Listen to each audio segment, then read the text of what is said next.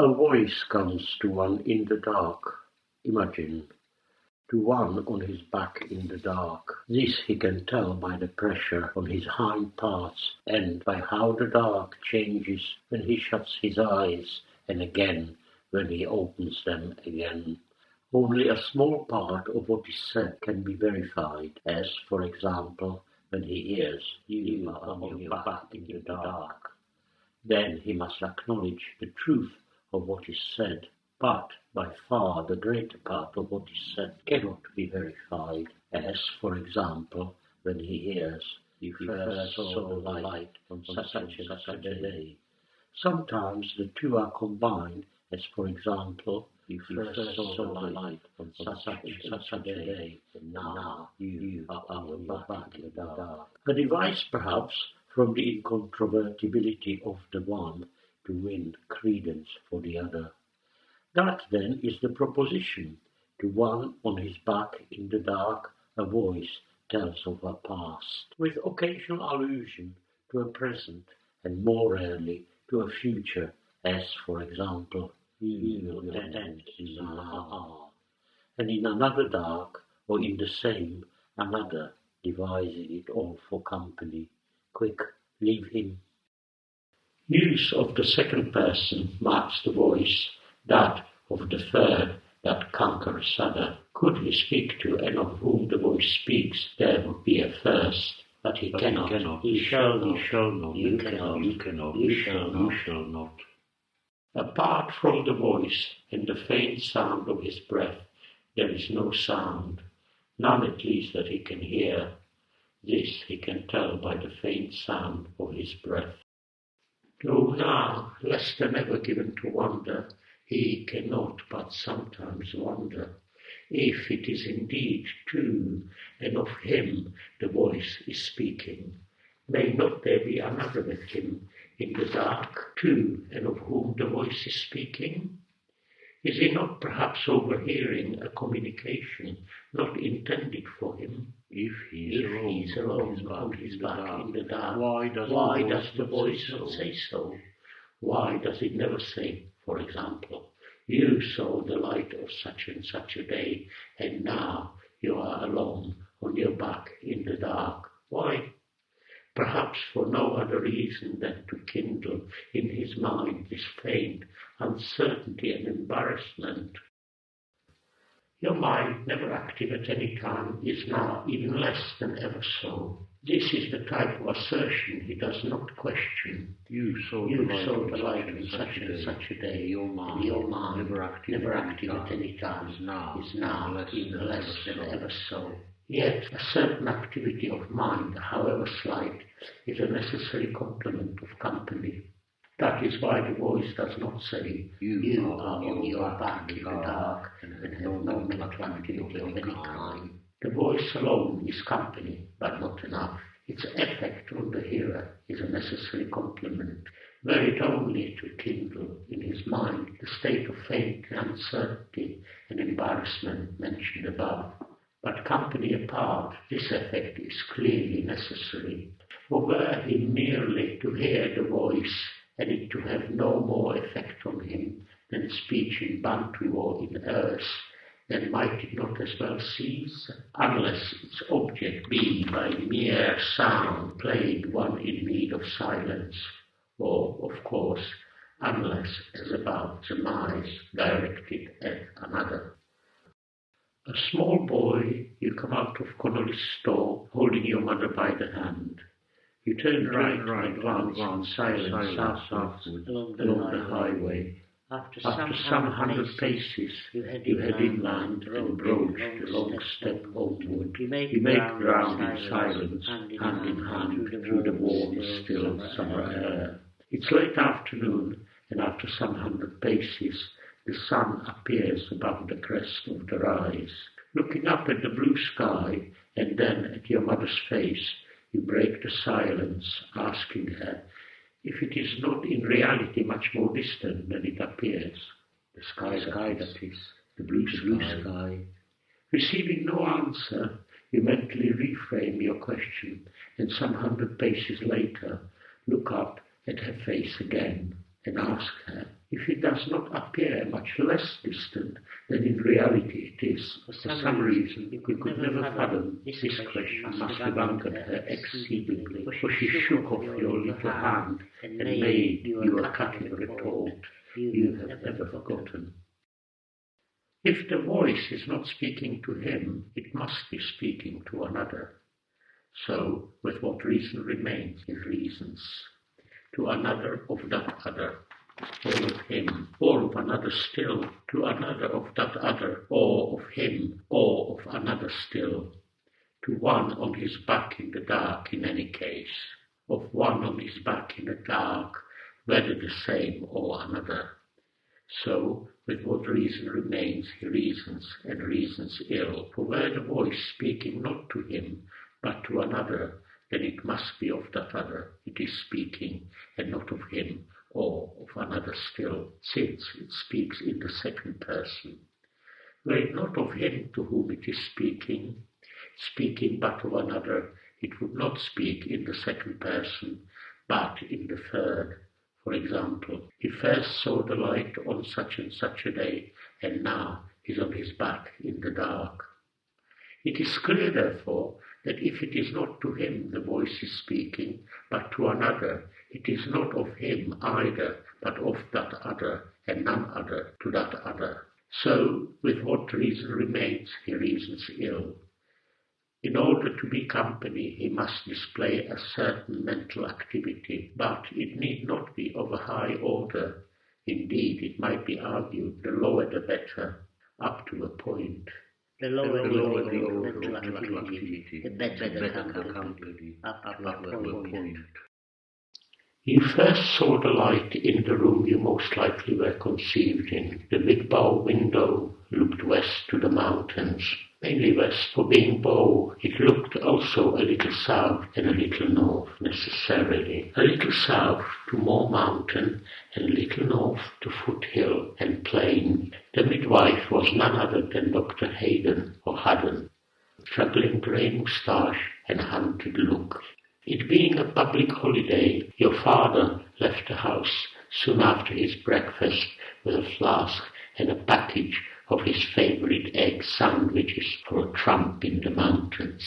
There was nothing unusual in this, but on that particular morning his love of walking and wild scenery was not the only mover, but he was moved also to take himself off and out of the way by his aversion to the pains and general unpleasantness of labour and delivery. Hence the sandwiches, which he relished at noon, looking out to sea from the lee of a great rock on the first summit scaled. You may imagine his thoughts before and after as he strode through the gorse and heather. When he returned at nightfall, he learned to his dismay from the maid at the back door that labour was still in swing, despite its having begun before he left the house full 10 hours earlier. He then hastened to the coach-house, some 20 yards distant, where he housed his young bouton. He shut the doors behind him and climbed into the driver's seat. You may imagine his thoughts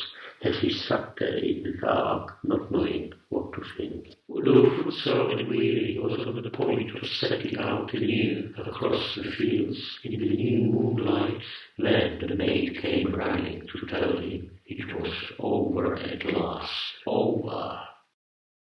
You are an old man plodding along a narrow country road. You have been out since break of day, and now it is evening. Sole sound in the silence your footfalls, rather sole sounds, for they vary from one to the next. You listen to each one and add it in your mind to the growing sum of those that went before. You halt with bowed head on the verge of the ditch and convert into yards. From the basis now of 2 steps per yard, so many since dawn to add to yesterdays, to yesteryears, to yesteryears, days added to day, and so akin, the giant dot in miles, in leagues. How often round the earth already, halted 2 at your elbow during these computations, your father's shade, in his old tramping rags, finally on side by side from naught and new. The voice comes to him now from one quarter, and now from another, now faint from afar, and now a murmur in his ear. In the course of a single sentence may change place and tone. Thus, for example, clear from above his upturned face, you first saw the light at Easter, and now. Then a murmur in his ear, you are on your back in the dark. Or, of course, vice versa. Another trait, its long silences, when he dare almost hope it is at an end. Thus, to take the same example, clear from above his upturned face, you first saw the light of day, the day Christ died, and now. Then, long after, on his nascent hope, the murmur, you are on your back in the dark. Or, of course, vice versa. Another trait, its repetitiousness, repeatedly with only minor variants, the same bygone, as if willing him by this dint to make it his, to confess, yes, I remember, perhaps even to have a voice, to murmur, yes, I remember. What an addition to company that would be, a voice in the first person singular, murmuring now and then, yes, I remember. An old beggarwoman is fumbling at the garden gate, half blind. You know the place well, stone deaf and not in her right mind. The woman of the house is a crony of your mother. She was sure she could fly once in the air. So one day she launched herself from a first floor window. On the way home from kindergarten, on your tiny cycle, you see the poor old beggarwoman trying to get in. You dismount and open the gate for her. She blesses you. What were her words? God reward you, little master. Some such words. God save you, little master. The faint voice at loudest. It slowly ebbs till almost out of hearing, then slowly back to faint full. At each slow ebb hope slowly dawns that it is dying. He must know it will flow again, and yet at each slow ebb hope slowly dawns that it is dying.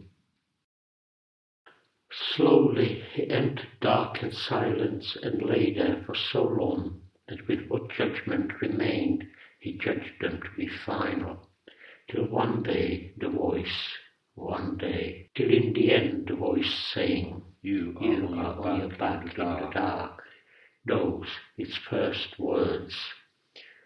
Long pause for him to believe his ears, and then, from another quarter, the same. Next, the vow not to cease, till hearing sees.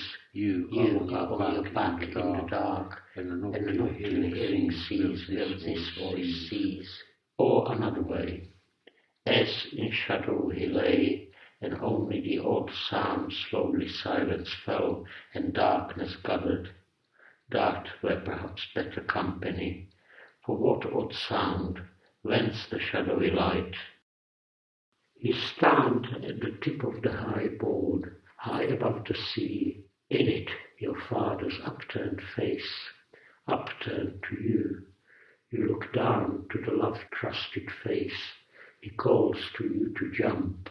He calls, Be a brave boy! The red round face, the thick moustache, the greying hair. The swell sways it under and sways it up again. The far call again, Be a brave boy! Many eyes upon you from the water and from the bathing place. The odd sound, what a mercy to have that to turn to, now and then. In dark and silence to close, as if to light the eyes and hear a sound, some object moving from its place to its last place, some soft thing softly stirring, soon to stir no more, to darkness visible to close the eyes and hear if only that, some soft thing softly stirring, soon to stir no more. By the voice a faint light is shed, dark lightens while it sounds, deepens when it ebbs, lightens with flow back to faint full, is whole again when it ceases. You are on your back in the dark. Had the eyes been open, then they would have marked a change. Whence the shadowy light? What company in the dark? To close the eyes and try to imagine that. Whence once the shadowy light? No source, as if faintly luminous, all his little void. What can he have seen then above his upturned face? To close the eyes in the dark and try to imagine that. Another trait, the flat tone, no life, same flat tone at all times, for its affirmations, for its negations, for its interrogations, for its exclamations, for its imperations, same flat tone. You were once, you were never, were you ever, or never to have been, be again, same flat tone. Can he move? Does he move? Should he move? What a help that would be when the voice fails. Some movement, however small, very part of a hand closing or opening if close to begin. What a help that would be in the dark, to close the eyes and see that hand, palm upward filling the whole field, the lines, the fingers slowly down, or up if down to begin, the lines of that old palm. There is of course the eye, filling the whole field, the hood slowly down, or up if down to begin, the globe, all beautiful, staring up, hooded, bared, hooded again, bared again. If he were to utter, after all, however feebly, what an addition to company that would be. You are on your back in the dark, and one day you will utter again. One day, in the end you will utter again. Yes, I remember, that was I then. You are alone in the garden. Your mother is in the kitchen, making ready for afternoon tea with Mrs. Scoot, making the water-thin bread and butter. From behind a bush you watch Mrs. Scoot arrive, a small, thin, sour woman. Your mother answers her saying, "He is playing in the garden." You climb to near the top of a great fir. You sit a little listening to all the sounds, then throw yourself off. The great boughs break your fall, the needles. You lie a little with your face to the ground, then climb the tree again. Your mother answers Mrs. Scoot again, saying, "He has been a very naughty boy." What feeling remains does he feel about now as compared to then, when with what judgment remained he judged his condition final, as well inquire what he felt then about then as compared to before. When he still moved, carrying remains of light, as then there was no then, so there is none now. In another dark, or in the same, another devising it all for company. This first sight seems clear, but if the eye dwells, it grows obscure. Indeed, the longer the eye dwells, the obscurer it grows, till the eye closes, and freed from pall, the mind inquires, what does this mean? What finally does this mean, that at first sight seemed clear, till it the mind too closes as it were, as the window might close of a dark empty room, the single window giving on out to dark, then nothing more. No, unhappily no, bands of faint light, and stirred still, unformulable gropings of the mind, unstillable. Nowhere in particular on the way from A to Z. Or, say for verisimilitude, the Ballyogan Road, that dear old back road, somewhere on the Ballyogan Road, in view of nowhere in particular, where no track anymore, somewhere on the Ballyogan Road, on the way from A to Z, head sunk, trotting up the tally on the verge of the ditch, foothills to left, crockers, acres ahead, farthest shade to right and a little to the rear, so many times already around the earth, top-coat once green, stiff with age and grime from chin to insteps, buttered once buff, block hat and quarter boots, still a match. No other garments, if any, to be seen, out since break of day, and night now falling, reckoning ended altogether from naught anew, as if bound for step aside, when suddenly you cut through the hedge and vanish, hobbling east across the gallops. For why all? Why in another dark, or in the same? And whose voice asking this? Who asks? Whose voice asking this? And answers, his soever who devises it all, in the same dark as his creature or in another, for company. Who asks in the end? Who asks? And in the end answers as above, and adds long after to himself, unless another still. Nowhere to be found, nowhere to be sought, the unthinkable last of all, unnameable last person. I, quick, leave him. The light was there then, on your back in the dark, the light there was then, sunless, cloudless brightness. You slip away at break of day and climb to your hiding place on the hillside, a nook in the gorse. East beyond the sea, the faint shape of high mountain, 70 miles away, according to your longman. For the third or fourth time in your life, the first time you told them and were derided, all you had seen was cloud. So now you hold it in your heart with the rest. Back home at nightfall, supperless to bed, you lie in the dark and are back in that light, straining out from your nest in the gorse, with your eyes across the water till they ache. You close them while you count 100, then open and strain again and again, till in the end it is there, pale as blue against the pale sky. You lie in the dark and are back in that light, fall asleep in that sunless, cloudless light, sleep till morning light.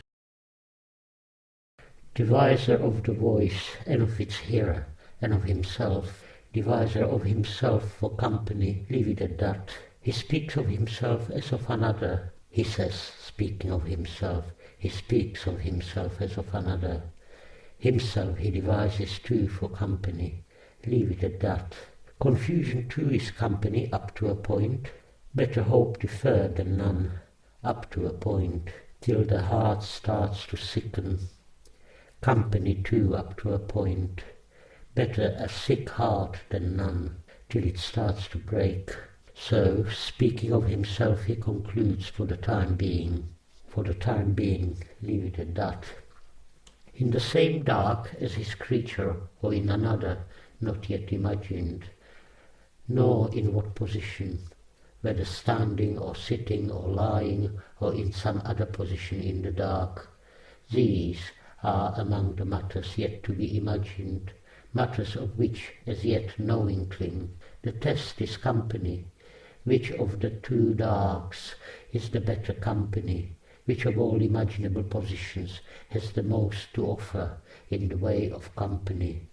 And similarly for the other matters yet to be imagined, such as if such decisions irreversible. Let him, for example, after due imagination, decide in favour of the supine position or prone, and this in practice prove less companionable than anticipated. May he then, or may he not, replace it by another, such as huddled with his legs drawn up within the semicircle of his arms and his head on his knees? or in motion, crawling on all fours. Another in another dark, or in the same, crawling on all fours, devising it all for company, or some other form of motion. The possible encounters, a dead rat. What an addition to company that would be, a rat long dead. Might not the hearer be improved, made more companionable, if not downright human? Mentally, perhaps, there is room for enlivenment, an attempt at reflection at least, at recall, at speech even, conation of some kind, however feeble, a trace of emotion, signs of distress, a sense of failure without loss of character, delicate ground, but physically, must he lie inert to the end? Only the eyelids stirring on and off, since technically they must. To let in and shut out the dark, might he not cross his feet, on and off, now left on the right, and now a little later the reverse? No, quite out of keeping. He lie with crossed feet? One glance dispels. Some movement of the hands, a hand, a clenching and unclenching, difficult to justify, or raise to brush away a fly. But there are no flies, then why not let there be? The temptation is great. Let there be a fly for him to brush away, a live fly mistaking him for dead, made aware of its error and renewing it incontinent. What an addition to company that would be. A live fly mistaking him for dead. But no, he would not brush away a fly. You take pity on a hedgehog out in the cold and put it in an old hat box with some worms. This box with the hog inside you then place in a disused hutch, wedging the door open for the poor creature to come and go at will, to go in search of food and having eaten to regain the warmth and security of its box in the hutch. There then is the hedgehog, in its box, in the hutch, with enough worms to tide it over. A last look to make sure all is as it should be, before taking yourself off to look for something else to pass the time, heavy already on your hands at that tender age. The glow at your good deed is slower than usual to cool and fade. You glowed readily in those days, but seldom for long.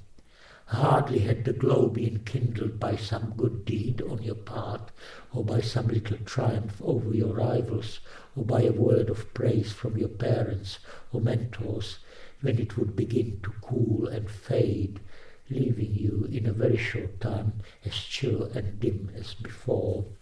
Even in those days, but not this day. It was on an autumn afternoon you found the hedgehog and took pity on it in the way described, and you were still the better for it when your bedtime came. Kneeling at your bedside, you included it, the hedgehog, in your detailed prayer to God to bless all you loved, and tossing in your warm bed, waiting for sleep to come, you were still faintly glowing at the thought of what a fortunate hedgehog it was to have crossed your path as it did, a narrow clay path edged with sere box edging. As you stood there, wondering how best to pass the time till bedtime, it parted the edging on the one side and was making straight for the edging on the other when you entered its life. Now, the next morning, not only was the glow spent, but a great uneasiness has taken its place, a suspicion that all was perhaps not as it should be, that rather than do as you did, you had perhaps better let good alone and the hedgehog pursue its way. Days, if not weeks, pass before you could bring yourself to return to the hutch. You have never forgotten what you found then. You are on your back in the dark and have never forgotten what you found then. The mush, the stench. Impending for some time the following. Need for company not continuous. Moments when his own unrelieved a relief. Intrusion of voice at such Similarly, image of hearer, similarly his own. Regret then at having brought them about, and problem how dispel them. Finally, what meant by his own unrelieved? What possible relief? Leave it at that for the moment. Let the hearer be named H, a spirit, H. You, H, are on your back in the dark. And let him know his name, no longer any question of his overhearing, of his not being meant, though logically none in any case. Of words must be one if to him, so he is, so that faintness lost, that faint hope. To one with so few occasions to feel, so inept to feel, asking nothing better in so far as he can ask anything, than to feel nothing. Is it desirable? No. Would he gain thereby in companionability? No. Then let him not be named H. Let him be again as he was, the hearer, unnameable. You. Imagine closer the place where he lies, within reason. To its form and dimensions a clue is given by the voice afar, receding afar or there with abrupt salutation, or resuming there after pause, from above and from all sides, at levels with equal remoteness at its most remote, at no time from below, so far, suggesting one lying on the floor of a hemispherical chamber of generous diameter with air dead center. How generous? Given faintness of voice, at its least faint, some 60 feet should suffice, or 30, from air to any given point of encompassing surface. So much for form and dimensions. And composition? What and where clue to that, if any anywhere? Reserved for the moment. Basalt is stepped in, black basalt, but reserved for the moment. So he imagines to himself as voice and hearer pale, but further imagination shows him to have imagined ill. For with what right affirm of a faint sound that it is less faint, made fainter by farness, and not a true faint near at hand? Or of a faint fading to fainter, that it recedes and not in situ decreases, if with none, then no light from the voice on the place where our old hearer lies. In immeasurable dark, contourless, leave it at that for the moment, having only, what kind of imagination is this so reason-ridden? A kind of his own. Another, devising it all for company, in the same dark as his creature, or in another, quick, imagine, the same. Might not the voice be improved, made more companionable, say, changing now for some time, past though no tense, in the dark, in that dim mind, all at once over and in train and to come, but for the other, say for some time past, some improvement, same flat tone as initially imagined, and same repetitiousness, no improving those, but less mobility, less variety of faintness, as if seeking optimum position, from which to discharge with greatest effect the ideal amplitude for effortless audition, neither offending the ear with loudness, nor through converse excess constraining it to strain. How far more companionable such an organ than it initially in haste imagined? How far more likely to achieve its object, to have the hearer have a past and acknowledge it? You were born on an Easter Friday after long labour. Yes, I remember. The sun had not long sunk behind the larches. Yes, I remember. As best were old, the drop must strike unwavering upon the place beneath. The last time you went out, the snow lay on the ground. You, now on your back in the dark, stand that morning on the sill, having pulled the door gently to behind you. You lean back against the door with bowed head, making ready to set out. By the time you open your eyes, your feet have disappeared, and the skirts of your greatcoat come to rest on the surface of the snow.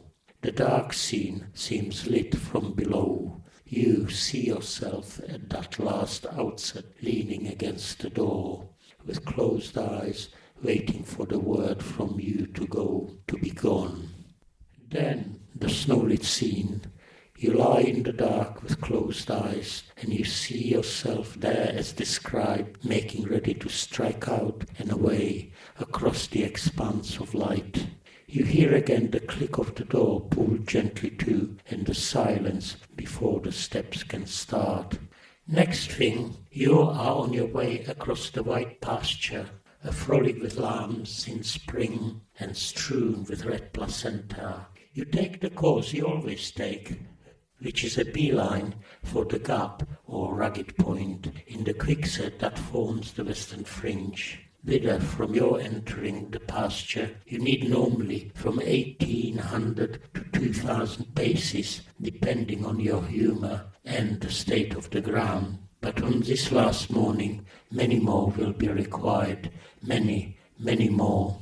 The beeline is so familiar to your feet that if necessary they could keep to it, and you sightless with error on arrival of not more than a few feet north or south. And indeed, without any such necessity, unless from within, this is what they normally do, and not only here. For you advance, if not with closed eyes, though this as often as not, at least with them fixed on the momentary ground before your feet. That is all of nature you have seen, since finally you bowed your head. The fleeting ground before your feet, from time to time. You do not count your steps anymore, for the simple reason they number each day the same, average day in day out the same, the way being always the same. You keep count of the days, and every 10th day multiply and add. Your father's shade is not with you anymore. It fell out long ago.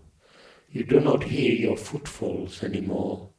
Unhearing, unseeing, you go your way, day after day, the same way, as if there were no other anymore. For you, there is no other anymore. You used never to halt, except to make your reckoning, so as to plod on from naught to new. This need removed, as we have seen, there is none in theory to halt any more, save perhaps a moment at the outermost point to gather yourself together for the return, and yet you do, as never before, not for tiredness. You are no more tired now than you always were, not because of age. You are no older now than you always were, and yet you hold as never before, so that the same 100 yards you used to cover in a matter of 3 to 4 minutes may now take you anything from 15 to 20. The footfalls unbidden in mid-step or next for lift cleaves to the ground, bringing the body to a stand, then a speechlessness whereof the gist. Can they go on? Or, better, shall they go on? The barest gist, stilled when finally, as always hitherto they do. You lie in the dark with closed eyes and see the scene, as you could not at the time. The dark cope of sky, the dazzling land, you at the standstill in the midst, the quarter boots sunk to the tops, the skirts of the greatcoat resting on the snow. In the old bowed head, in the old block hut, speechless misgiving. Halfway across the pasture, on your beeline to the gap, the unerring feet fast. You look behind you as you could not then, and see their trail, a great swerve, widdershins, almost as if all at once, the heart too heavy, in the end too heavy.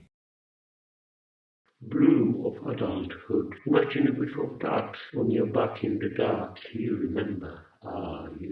You remember. Cloudless May day, she joins you in the little summer house, a rustic hexahedron entirely of logs, both large and fir, 6 feet across, 8 from floor to vertex. Area 24 square feet to furthest decimal. 2 small multicolored lights vis-a-vis, small stained diamond panes under each ledge. There, on summer Sundays after his midday meal, your father loved to retreat with punch and a cushion. The waist of his trousers unbuttoned, he sat on the ledge turning pages. You, on the other hand, with your feet dangling. When he chuckled, you tried to chuckle too. When his chuckle died, yours too.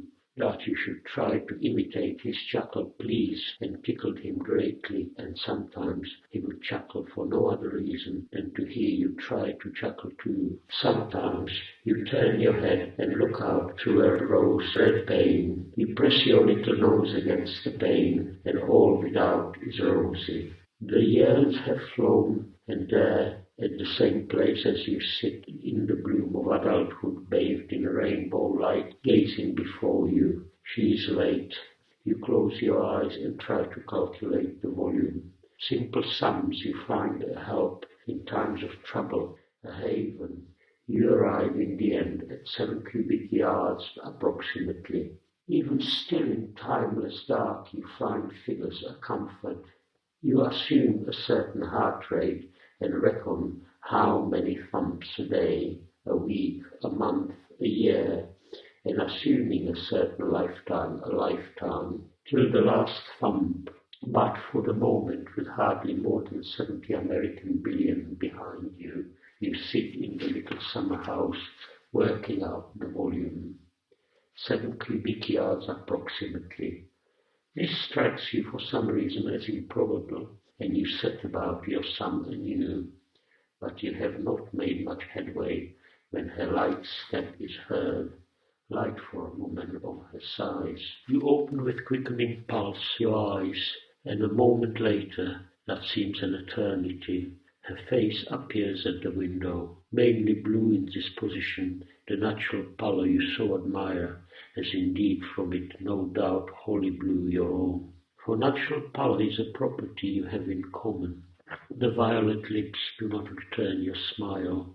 Now this window being flush with your eyes from where you sit, and the floor as near as no matter, with the outer ground you cannot but wonder if she had not sunk to her knees. Knowing from experience that the height or length we have in common is the sum of equal segments, for when bolt upright or lie in full stretch, you cleave face to face, then your knees meet and your pubes and the hair of your head mingle. Does it follow from this that the loss of height for the body that sits is the same as for it that kneels? At this point, assuming height of seat adjustable, as is the case of certain pianos too, you close your eyes, the better with mental leisure to measure and compare the first and second segments, namely from soul to lipa and then to pelvic girdle. How given you were both moving and addressed to the closed eye in your waking hours, by day and by night, to that perfect dark, the shadowless light, simply to be gone, of what there is now a single leg appears, seen from above. You separate the segments and lay them side by side. It is as you half surmise the upper is the longer and the sitter's loss the greater when seat and knee level. You leave the pieces lying there and open your eyes to find her sitting before you. All that still. The ruby lips do not return your smile. Your gaze descends to the breasts. You do not remember them so big. To the abdomen, same impression. Dissolve to your father's straining against the unbuttoned waistband. Can it be she is with child without your having asked for as much as her hand? You go back into your mind. She should you, but no, has closed her eyes. So you sit face to face in the little summer house, with eyes closed and your hands on your pubes, in that rainbow light, that then still. Wearied by such stretch of imagining, he ceases, and all ceases, till feeling the need for company again, he tells himself to call the hero M at least, for a dear reference. Himself some other character, W, devising it all himself included for company, in the same dark as M when last heard of. In what posture, and whether fixed or mobile, left open, he says further to himself, referring to himself. When last he referred to himself, it was to say he was in the same dark as his creature, not in another as once seemed possible, the same as more companiable, and that his posture there remained to be devised, and to be decided whether fast or mobile, which of all imaginable postures least liable to pall, which of motion or of rest the more entertaining in the long run. And in the same breath, too soon to say, and why after all not say without further ado what can later be unsaid, and what if it could not? What then? Could he now, if he chose, move out of the dark he chose, when last heard of, and away from his creature, into another? Should he now decide to lie, and come later to regret it, could he then rise to his feet, for example, and lean against the wall, or pace to and fro? Could M be re-imagined in an easy chair, with hands free to go to his assistance? There, in the same dark as his creature, he leaves himself to these perplexities, while wondering, as every now and then he wonders in the back of his mind, if the woes of the world are all they used to be in his day. M, so far as follows, on his back in the dark, place, form and dimensions yet to be devised, hearing on and off a voice of which uncertain whether addressed to him or to another sharing his situation, there being nothing to show when it describes correctly his situation that the description is not for the benefit of another in the same situation. Vague distress at the vague thought of his perhaps overhearing a confidence when he hears, for example, you are on your back in the dark, doubts gradually dash his voice from questing far and wide, closes in upon him, when it ceases no other sound than his breath, when it ceases long enough, vague hope it may have said its last, mental activity of a low order, rare flickers of reasoning of no avail, hope and despair and such like barely felt, how current situation arrived at unclear. Know that then to compare to this now, only eyelids move, when for relief from outer and inner dark they close and open respectively, other small local movements eventually within moderation, not to be despaired of, but no improvement by means of such achieved so far, or on a higher plane by such addition to company as movement of sustained sorrow,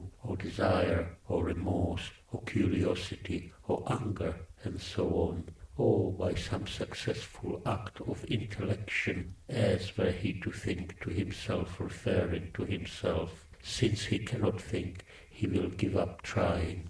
Is there anything to add to this esquisse, his unnamability? Even M must go, so W reminds himself of his creature as so far created W, but W too is creature, figment. Yet another then, of whom nothing, devising figments to temper his nothingness. Quick, leave him. Pause, and again in panic to himself. Quick, leave him. Devising all for company, in the same figment dark as his figments. In what posture, and if or not as hearer, in his for good not yet devised, is not one immovable enough? Why duplicate this particular solace? Then let him move, within reason, on all fours. A moderate crawl, torso well clear of the ground, eyes front alert. If this no better than nothing, cancel, if possible, and in the void regained another motion, or none, leaving only the most helpful posture to be devised, but to be going on with, let him crawl, crawl and fall, crawl again and fall again, in the same figment dark as his other figments. From ranging far and wide, as if in quest, the voice comes to rest, and constant faintness. To rest where? Imagine warily. Above the upturned face, falling tangent to the crown, so that in the faint light it sheds were there a mouth to be seen, he would not see it, roll as he might his eyes. Height from the ground? Arm's length, force, low, a mother stooping over cradle from behind. She moves aside to let the father look. In his turn he murmurs to the newborn, flat tone unchanged, no trace of love.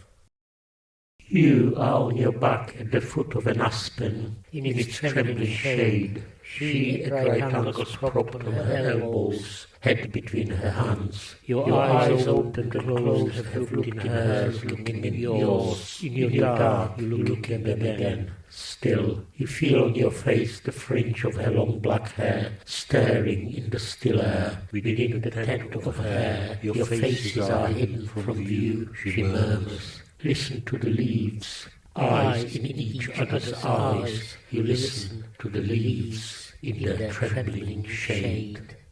Crawling and falling then, crawling again and falling again. If this finally no improvement on nothing, he can always fall for good, or have never risen to his knees. Contrive how much such crawl, unlike the voice, may serve to chart the area, however roughly. First, what is the unit of crawl, corresponding to the footstep of erect locomotion? He rises to all fours and makes ready to set out. Hands and knees angles of an oblong, 2 foot long, width irrelevant. Finally, say left knee moves forward 6 inches, thus halving distance between it and homologous hand, which then in due course in its turn moves forward by as much. Oblong now rhomboid, but for no longer than it takes right knee and hand to follow suit. Oblong restored. So on till he drops. Of all modes of crawl, this the repent humble possibly the least common, and so possibly of all the most diverting. So as he crawls the mute count, grain by grain in the mind, 1, 2, 3, 4, 1. Knee, hand, 2, 1 foot, till say after 5 he falls. Then sooner or later, on from naught anew. 1, 2, 3, 4, 1. Knee, hand, 2, 6, so on. In what he wills a beeline, till, having encountered no obstacle, discouraged he heads back the way he came, from naught anew, or in some quite different direction, in what he hopes a beeline, till again, with no dead end for his pains, he renounces and embarks on yet another course, from naught anew, well aware or little doubting how darkness may deflect, with the shins on account of the heart, or conversely to shortest path convert deliberate veer.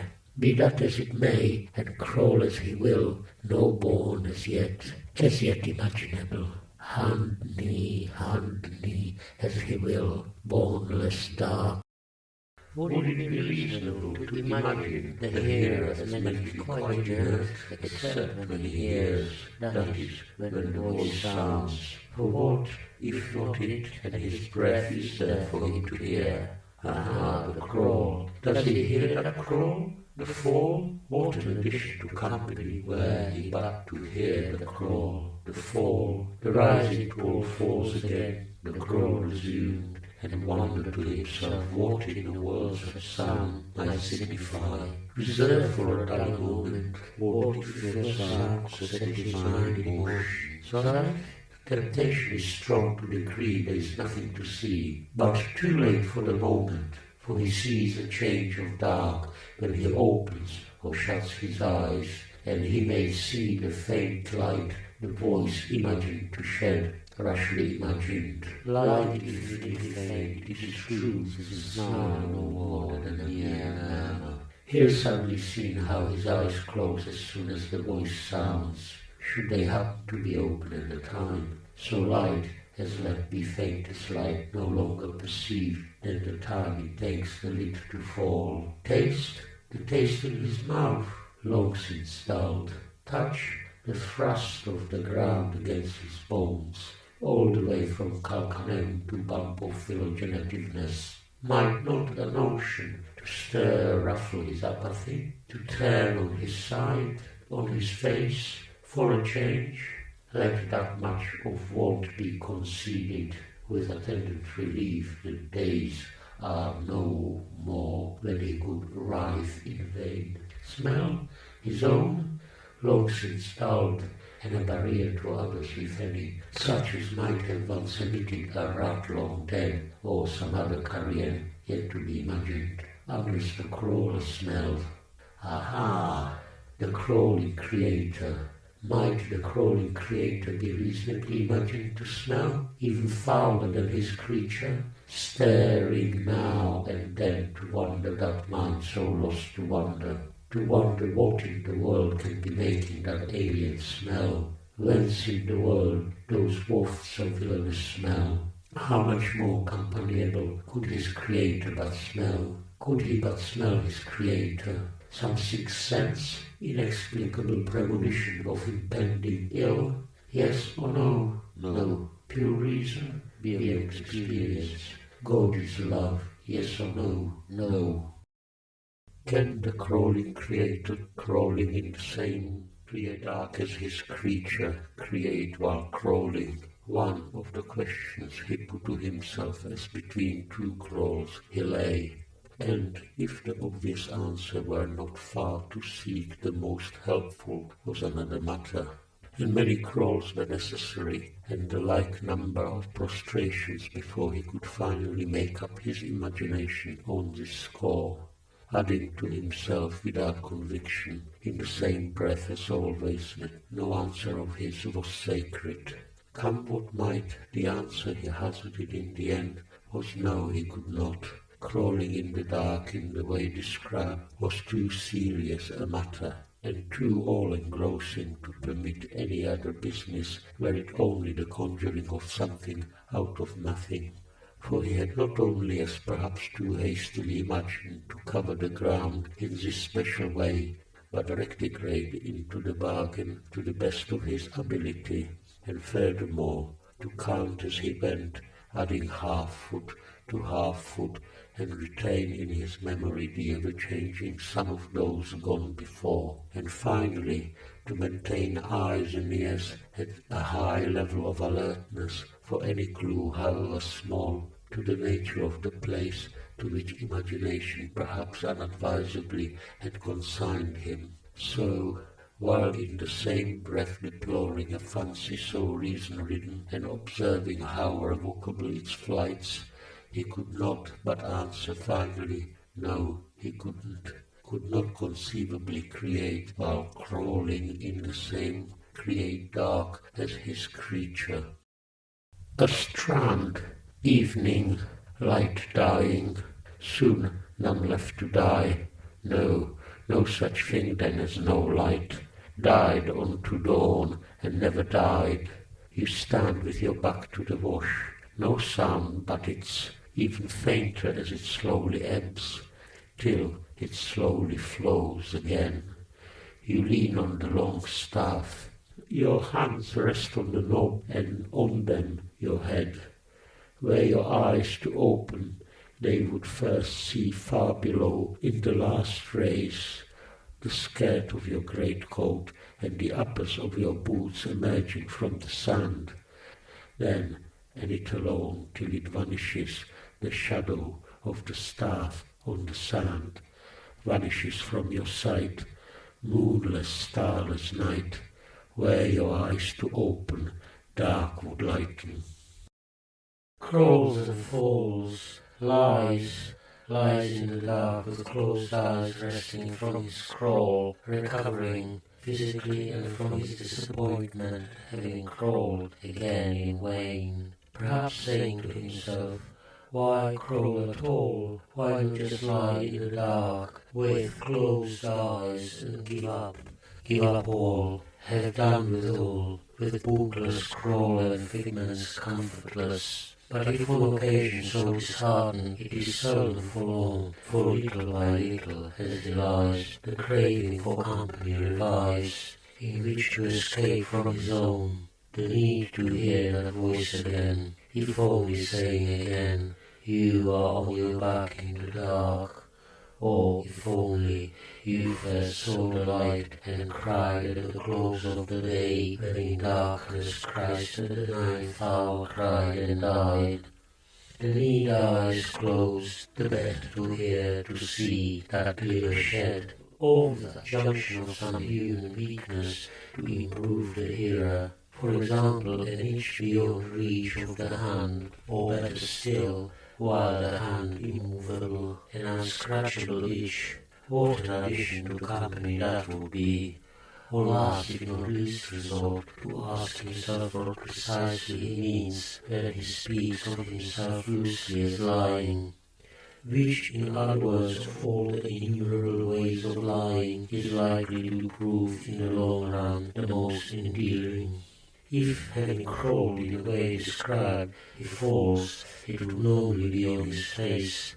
Indeed, given the degree of his fatigue and discouragement at this point, it is hard to see how he could do otherwise. But, once fallen and lying on his face, there is no reason why he should not turn over one or the other of his sides, or on his only back, and so lie should any of these three postures offer better company than any of the other three. The supine, almost tempting, he must finally disallow as being already supplied by the hearer. With regard to the sidelong, one glance is enough to dispel them both, leaving him with no other choice than the prone. But how prone? Prone how? How dispose the legs, the arms, the head? Prone in the dark, is strange to see how best he may lie prone, how most companionably. See here a clearer, which of all the ways of lying supine, the least likely in the long run to pall, after long, straining eyes, close prone, in the dark, the following, but first naked or covered, if only with a sheet, naked, ghostly in the voices glimmer, that bone-white flesh for company, head resting mainly on occipital bump aforesaid, legs joined at attention, feet splayed 90 degrees, hands invisibly manacled crossed on pubis, other details, as need felt. Leave me that for the moment. Numb with the woes of your kind, you raise nonetheless your head from off your hands and open your eyes. You turn on without moving from your place the light above you. Your eyes light on the watch lying beneath it, but instead of reading the hour of night, they follow round and round the second hand, now followed and now preceded by its shadow. Hours later it seems to you as follows. At 60-second and 30-second shadow hidden by hand, from 60 to 30 shadow precedes hand at a distance increasing from 0 at 60 to maximum at 15, and thence decreasing to new 0 at 30. From 30 to 60 shadow follows hand at a distance increasing from 0 at 30 to maximum at 45, and thence decreasing to new 0 at 60, slant light now dial by moving either to either side, and hand hide shadow at two quite different points, as for example 50 and 20. Indeed, at any two quite different points, whatever depending on degree of slant.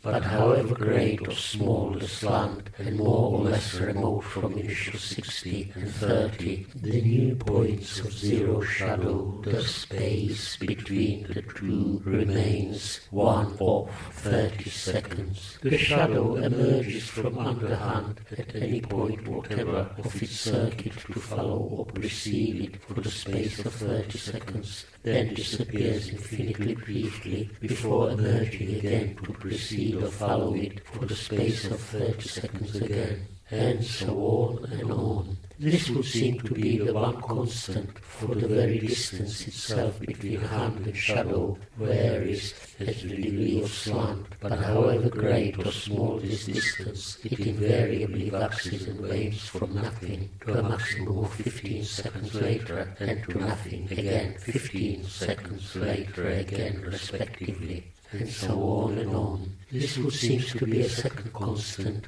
More might have been observed on the subject of this second hand and its shadow in their seemingly endless parallel rotation round and round the dial, and other variables and constants brought to light and errors, if any, corrected in what had seemed so far. But unable to continue, you bow your head back to where it was, and with closed eyes return to the woes of your kind. Dawn finds you still in this position. The low sun shines on you through the eastern window and flings all along the floor your shadow and that of the lamp left lie above you, and those of other objects also. What visions in the dark light? Who exclaims thus? Who asks who exclaims? What visions in the shadeless dark of light and shade? Yet another still, devising it all for company. What a further addition to company that would be. Yet another still, devising it all for company. Quick, leave him. Somehow, at any price, to make an end, when you could go out no more, you sat huddled in the dark, having covered in your day some 25,000 leagues, or roughly thrice the girdle, and never once overstepped the radius of one from home. Home, so sat waiting to be purged, the old lutist cause of Dante's first quarter smile, and now perhaps singing praises with some section of the blessed at last. To whom here in any case farewell, the place is windowless, when, as you sometimes do to void the fluid, you open your eyes, dark lessons.